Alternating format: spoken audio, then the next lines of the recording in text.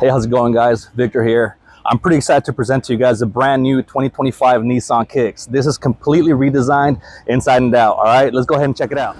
So for 2025, Nissan really did go all out with their entry-level SUV segment here. As you can see, everything has been completely updated. You got the nice aggressive front end with the modern LED daytime running lights. You also get the nicer 19-inch wheels option with this SR trim level. I don't know if you could see it in the video here or not, but there's textured bottom right here. Forgot what you call that part, but it looks pretty awesome. It's kind of like a checkered slash textured feel to it here. Let me get closer. All right, and this particular one starts off at $28,680, and it's the front wheel drive. Nissan does have these available also in every trim level, front wheel drive or all wheel drive. Going to the rear here, you can see it's also been completely redesigned. Looks like you do get the LED reverse lights here, which is pretty awesome. And the signature SR badging here. So all in all, Nissan did a phenomenal job with the styling of the Kicks. And honestly, guys, before I wouldn't have considered a Kicks. Now looking at this, driving it, it does not feel like it's an entry-level SUV. Now let's take you guys to the interior here. Again, completely redesigned. The seats feel a lot more premium. The leather steering wheel feels a lot better. You get Pro Pilot Assist. And let me step inside here real quick. You still get the carbon fiber trim here and the soft touch with the contrast stitching on the dash. And look how awesome they have the new screens here. I'm going to turn it off real quick and turn it back on so you guys can see the nice screen animation that they incorporated with the Kicks.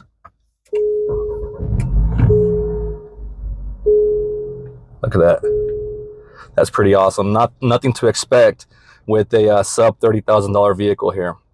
All right, so again, going back to the Pro Pilot Assist here, your following distance indicator, and you have your music controls here as well, and the selector knob. All right, and the shifter right here is pretty awesome. They also redesigned it. You get more of the contrasting right here. You have the electronic parking brake, push start, and what's new here is a drive mode selector. So you guys, the door panel right here. You also get the Pro Pilot Assist steering right here too, and you could turn off the auto start stop feature. You get plenty of room here for the passengers in the back. You have this that folds down for your cup holder, armrest, and 2 USB charge ports down there. Now let's run around to the back here to show you guys the trunk space, because that's what everybody that gets these vehicles is worried about too. Plenty of room back here, and all the seats do fold down. I'm going to show you guys what it looks like here right now, and here you have it, guys. Look how much room you get in the back.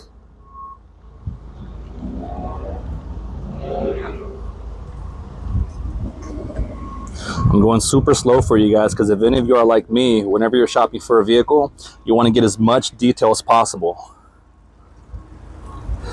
So I'm just really trying my best here to show you guys all the features of this vehicle. I'm gonna put the seats back up. You guys hear that?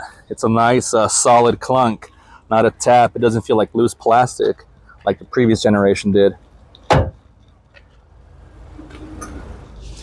And here on the screen, you get your typical features that you would find on the newer 2023 and above Rogues and Pathfinders and such. All right, you got the home screen right here. You could customize the layout however you want it. Select your music right there. You got your Sirius XM, AM, FM, and Bluetooth. And let's see how this baby sounds. Guess I'm gonna teach you. Oh, copyright infringement, never mind. But there's not even the premium auto one, and just by hearing the speakers right now, it sounded pretty badass. You go into the gauge cluster right here. Everything is completely digital.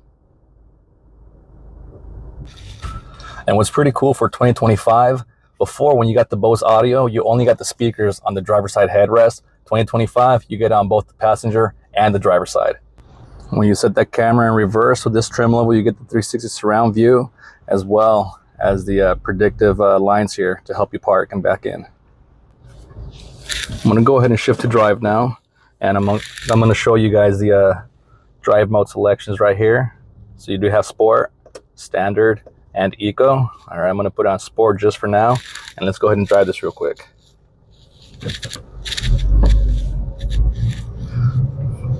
You do feel the peppiness compared to the previous generation here. This motor's got 141 horsepower, and 140 foot-pound of torque, or foot-pound of torque, however you pronounce that.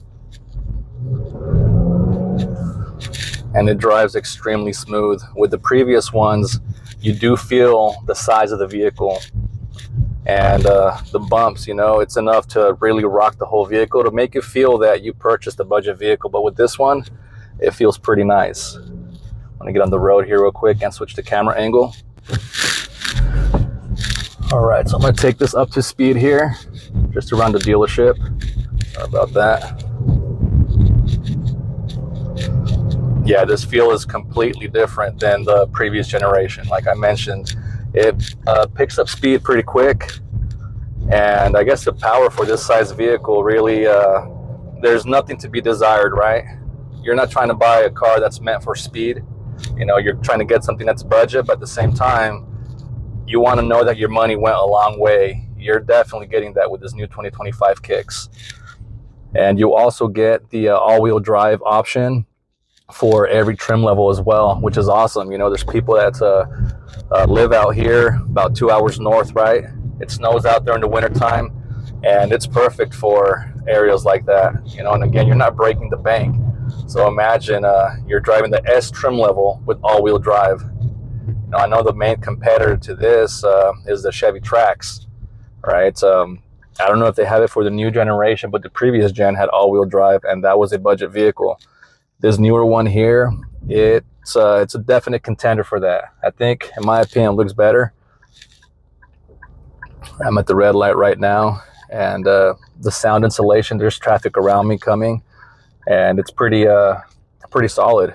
You know, you don't feel that every bit of sound penetrates the doors or the windows.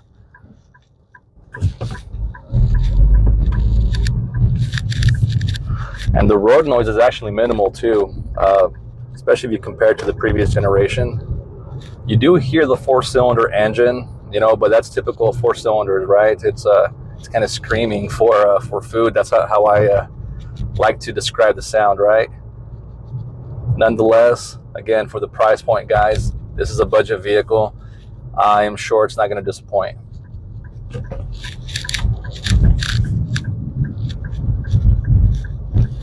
All right, so we are getting back to the dealership right now. If you guys have any questions on this vehicle, any areas that I forgot to mention, just let me know. I'm not perfect. I didn't hit every button.